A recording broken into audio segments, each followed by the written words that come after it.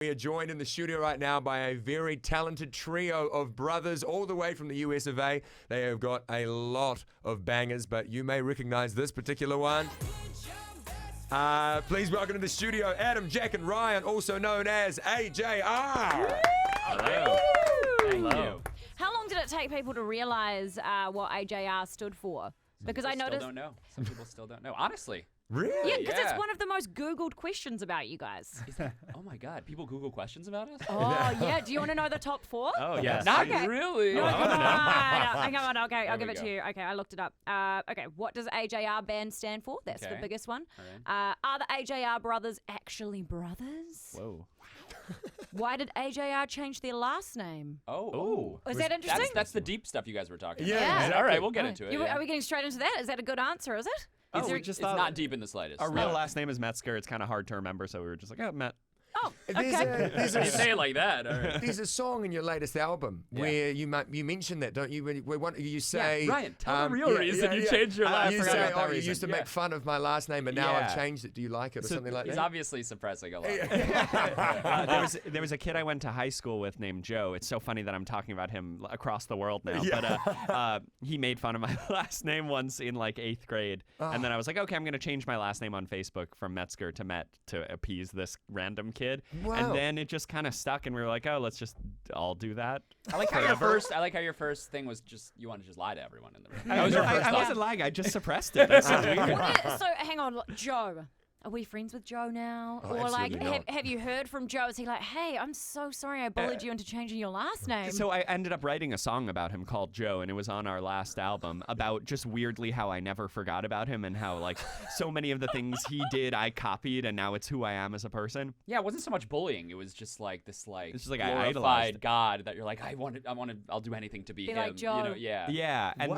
then so then we wrote a song called Joe, and he ended up reaching out to me saying, hey, let's go get drinks.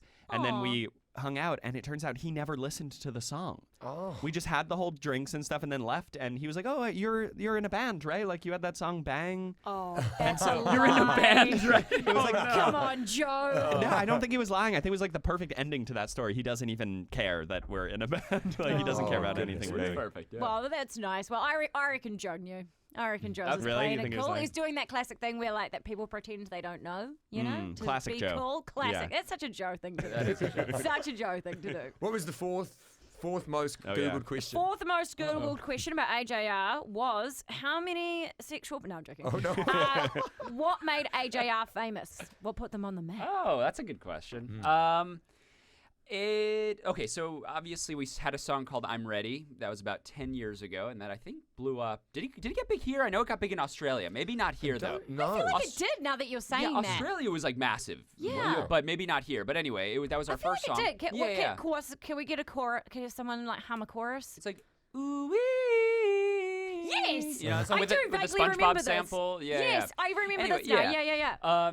You're lying, but it's okay. No, I And know. the- I was on that. I don't know if it was on playlist, but I was on the night show at the time, and we There played it all is. the new No, music, look, and I remember that part. It's in our system, so Yeah.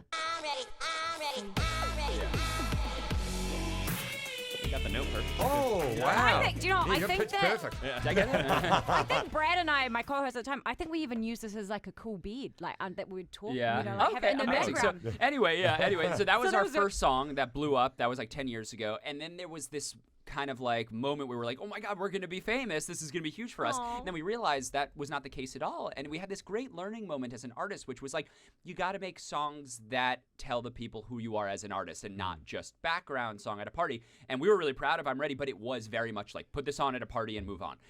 So there was like 2 years of just like no success whatsoever. No one really cared. And then there was a moment of like, okay, let's sit down and figure out who we are. And we wrote a song called "Weak," which blew up for us in the States and around the world. And that was the moment where we realized, okay, let's be really lyric focused. Let's tell people exactly what we're feeling and see if they relate.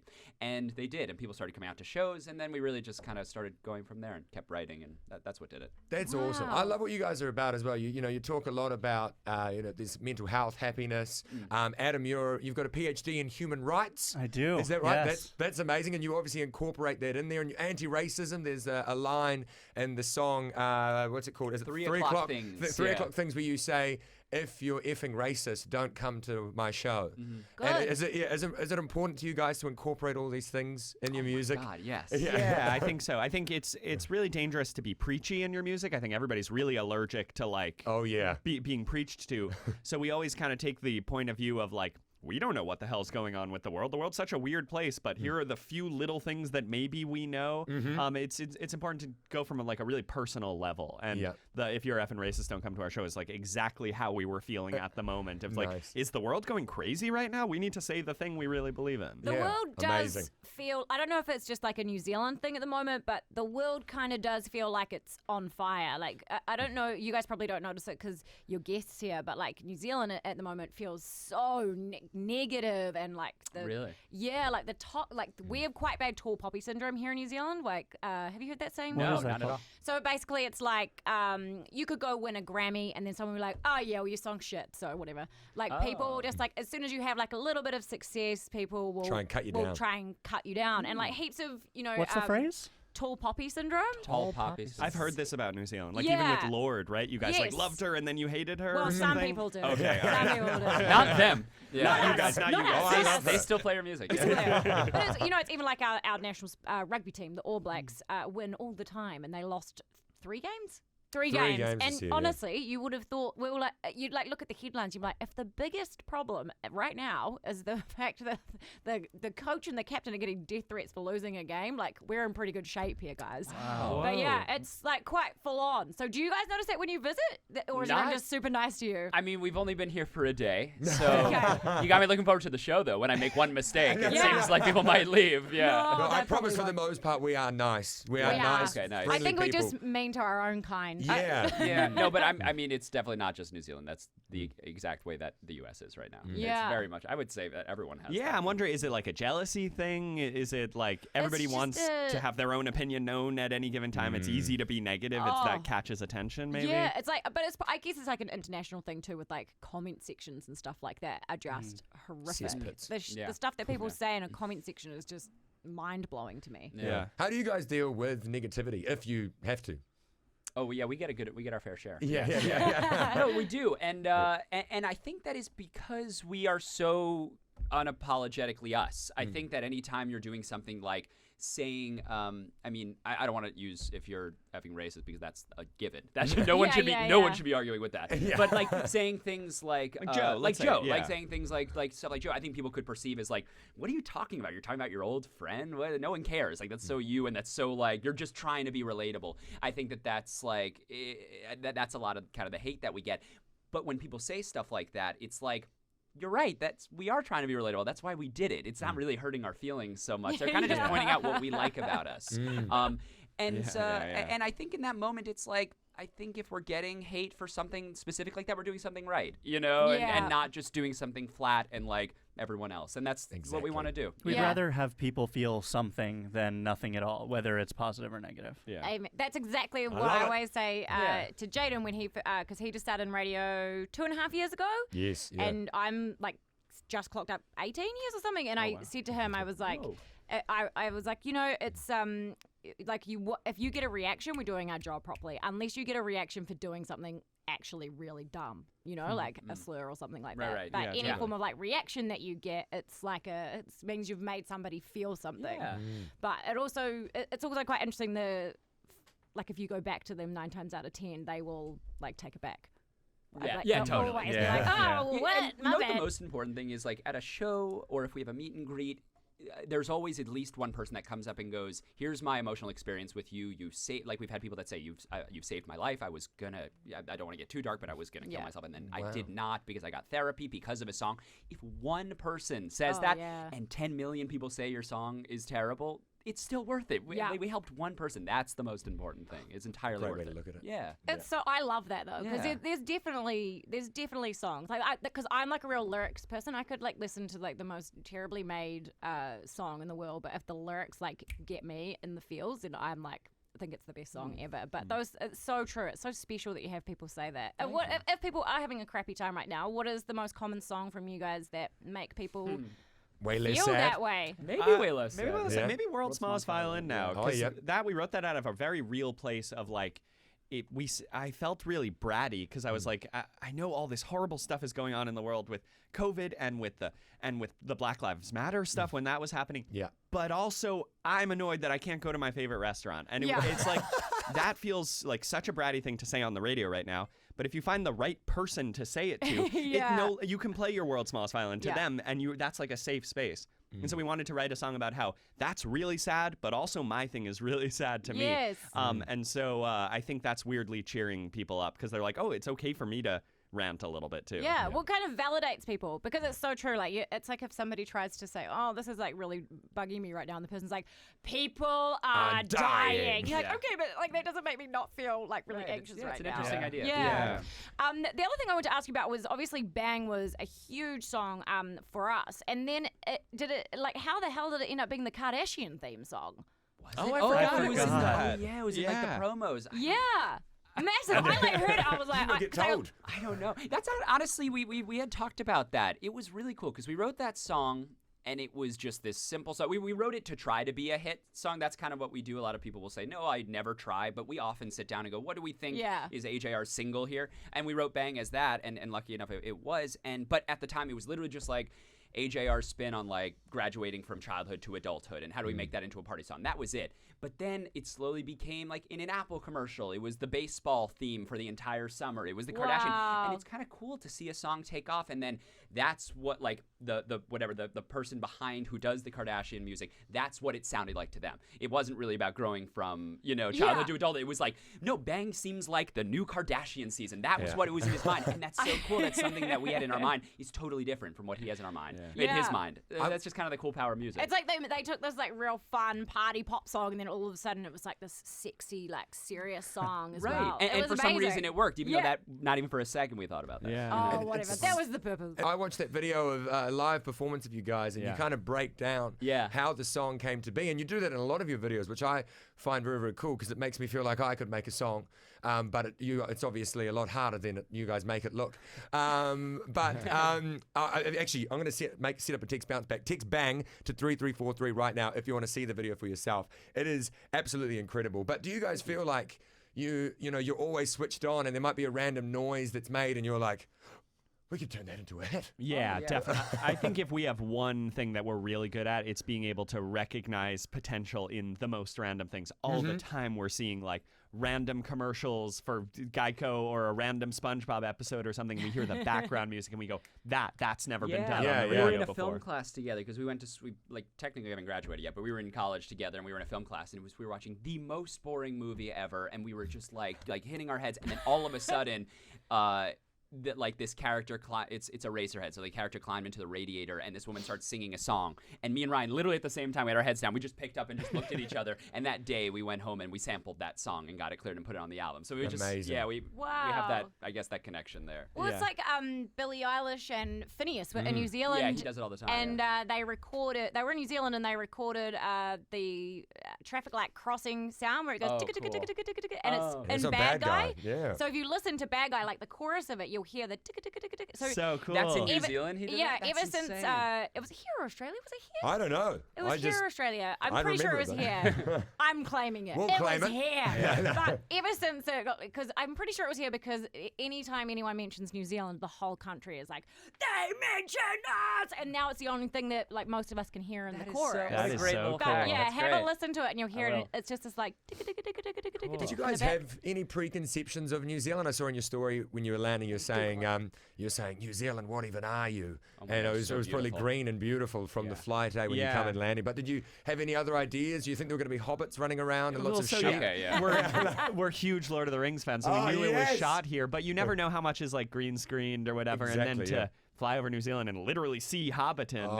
Oh my God, it's incredible. Amazing. Get your bottoms down to the bottom of the South Island It's if you already can. booked. It's We are. already booked? We're staying. Where are we going? We're staying for 5 days after this. Where are we going? It's a Oh surprise. yeah, that he they planned don't know. it. We don't even know. Yeah. Very Yeah, good. but we're definitely Well, going South Island. Yeah. It's all beautiful. And down there. honestly, I travel a lot around the world for my work, like with my PhD.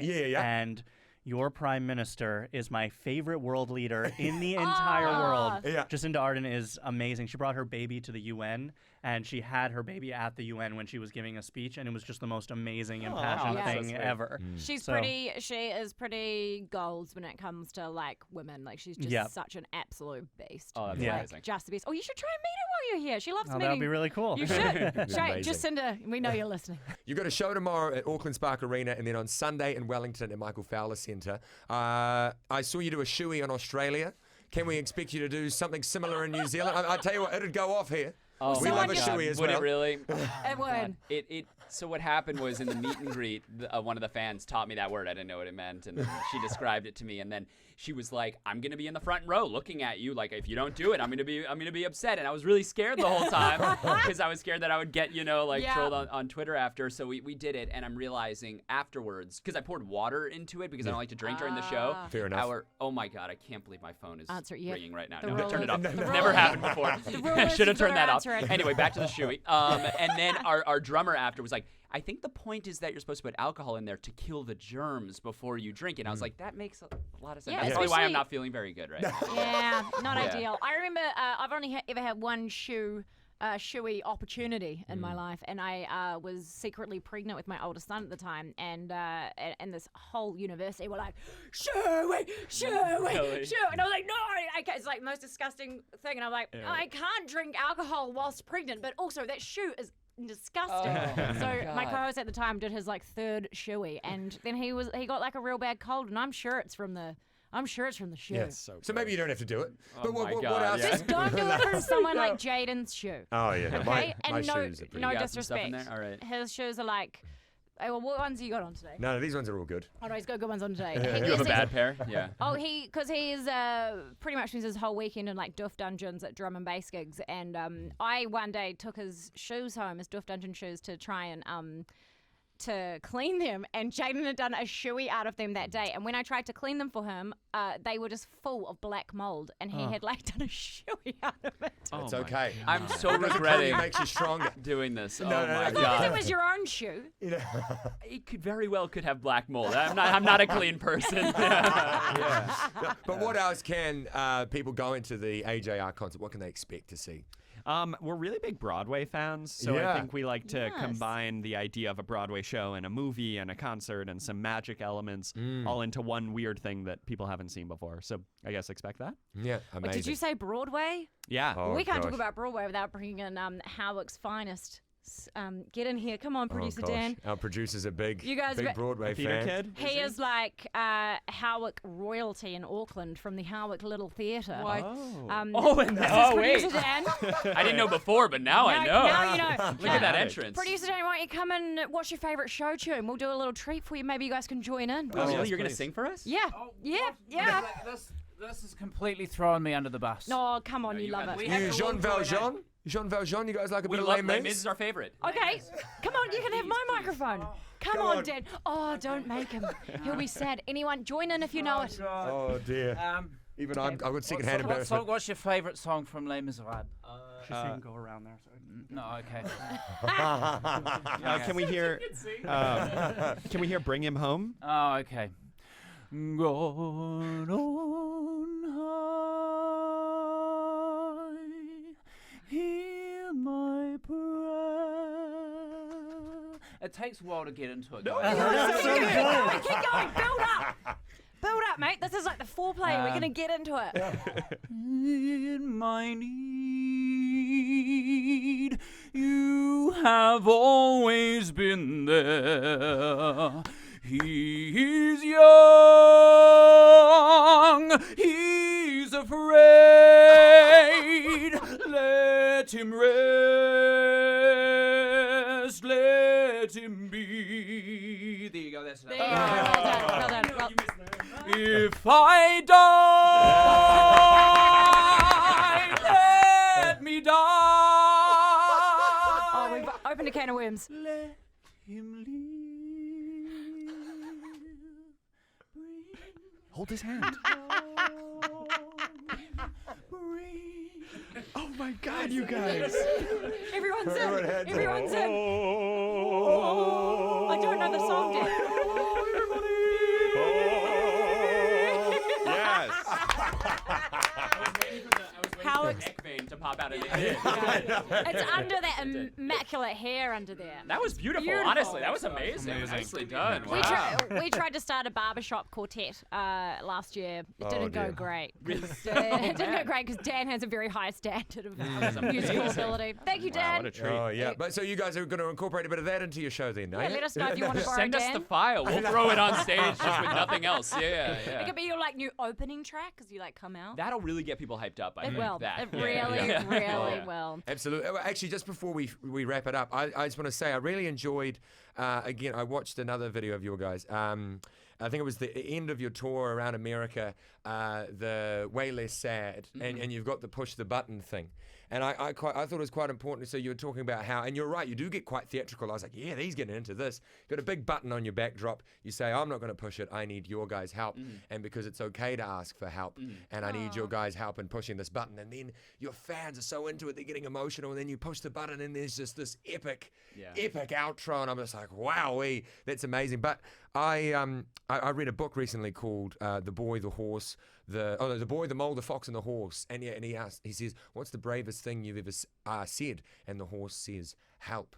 And I just wanted to congratulate you guys on showing that it's okay to ask for help. Oh, and, that's so great. Mm. Wow. Thank you. Yeah. Yeah. It's important. I love the reference. That sounds so beautiful. Oh, it's a beautiful book. Highly recommend. But no, you guys are obviously, you're pushing the right messages out there. You seem like absolute legends. Yeah. Keep up your great videos. Keep up your great songs. Before you wrap it up, I will go on. Oh, you had another question as well. Oh, gosh, let's keep this going. Is it Jack, you live with OCD? Yeah, I do. So yeah. You don't have to talk about it if you don't want to, but we've got a couple of workmates that live with OCD, and they constantly, and it's been really cool. Like they've educated us because like I don't know if around the world saying that people would be like, oh, I'm so OCD when I do that. It's like keeping keeping things tidy and stuff like that. For you as somebody that lives with OCD, do you feel like it's a mental health journey that people don't really understand or take as seriously as things like depression and stuff?